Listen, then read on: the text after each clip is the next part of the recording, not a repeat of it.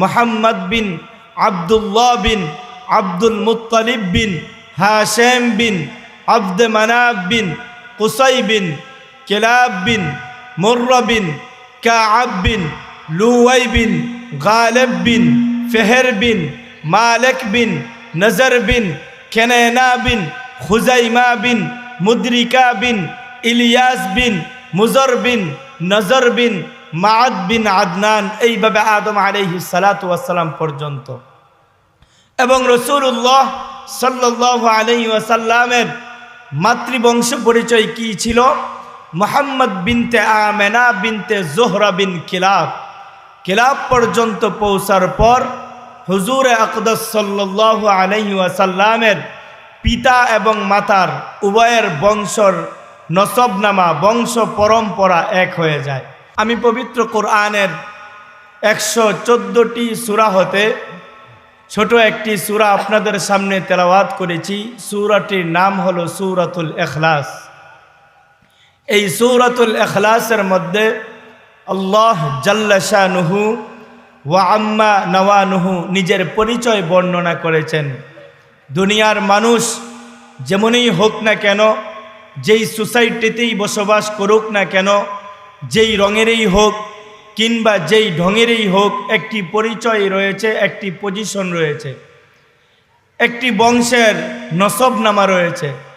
যেমন দুনিয়ার সর্বশ্রেষ্ঠ মানব রহমাতুল লিল আলামিন সাইয়্যিদুস সাকলাইন হাবিবে কিবরিয়া আশরাফুল আম্বিয়া সৈয়দুল আম্বিয়া সৈয়দুল আরব ওয়াল আজম জনাবে মুহাম্মদুর রাসূলুল্লাহ সাল্লাল্লাহু আলাইহি ওয়াসাল্লামের একটি বংশ পরিচয় ছিল।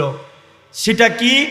আল্লামা ইবনে আসাকির বর্ণনা করেন, মুহাম্মদ বিন আব্দুল্লাহ বিন আব্দুল মুত্তালিব বিন হাশেম বিন আব্দ মানাফ বিন কুসাই বিন কিলাব বিন মুররা বিন কাআব বিন লুওয়াই বিন গালিব বিন ফেহর বিন মালিক বিন নজর বিন কেনানা বিন খুজাইমা বিন মুদরিকা বিন ইলিয়াস বিন মুজর বিন নজর বিন মাআদ বিন আদনান, এইভাবে আদম আলাইহিস সালাতু ওয়াস সালাম পর্যন্ত। এবং রাসূলুল্লাহ সাল্লাল্লাহু আলাইহি ওয়াসাল্লামের মাতৃবংশ পরিচয় কি ছিল? মুহাম্মদ বিনতে আমেনা বিনতে জোহরা বিন কিলাব। কিলাব পর্যন্ত পৌঁছার পর হুজুর আকদাস সাল্লাল্লাহু আলাইহি ওয়াসাল্লামের পিতা এবং মাতার উভয়ের বংশর নসবনামা বংশ পরম্পরা এক হয়ে যায়। তো মুশরিকিনে মক্কা সরকারে দো আলম নবী যখন আল্লাহ পাকের দিকে আহ্বান করতেছিলেন, এক ইলাহের দিকে ডাকতেছিলেন, তখন মুশরিকিনে মক্কা তারা ভাবল, তারা যেরকমভাবে যাদের ইবাদত বন্দিগি করে তারা যেমন মানুষ, তারা ভাবল যে মুহাম্মদ যেই ইলাহের দিকে আমাদেরকে আহ্বান করছে, মুহাম্মদ যেই ইলাহের দিকে আমাদেরকে ডাকছে, সেই ইলাহেও আমাদের ইলাহের মতো মানুষ। এই জন্য তারা মুহাম্মদ সাল্লাল্লাহু আলাইহি ওয়াসাল্লামকে গিয়ে বলল, হে মুহাম্মদ, তুমি তোমার আল্লাহর পরিচয় বলো, তুমি তোমার আল্লাহর বংশ পরিচয় বর্ণনা করো। আল্লাহ পাক রব্বুল আলামিন এই প্রশ্নের জবাবে দুনিয়াবাসীকে আল্লাহ পাক নিজের পরিচয় জানায়া দেন। আল্লাহ রসুলকে ডাক দিয়ে বলেন, হাবিব আপনি বলে দেন, কুল হুয়াল্লাহু আহাদ, হাবিব আপনি বলে দেন আমি আল্লাহ একক, আল্লাহুস সামাদ, আমি আল্লাহ বেনিয়াজ, লাম ইয়ালিদ ওয়ালাম ইউলাদ, আমি আল্লাহ কাউকে জন্ম দেইনি, কাহারো থেকে জন্মগ্রহণ করিওনি, ওয়ালাম ইয়াকুল লাহু কুফুয়ান আহাদ, এবং আমি আল্লাহর সমকক্ষ কেউ নাই। পড়েন সুবহানাল্লাহ।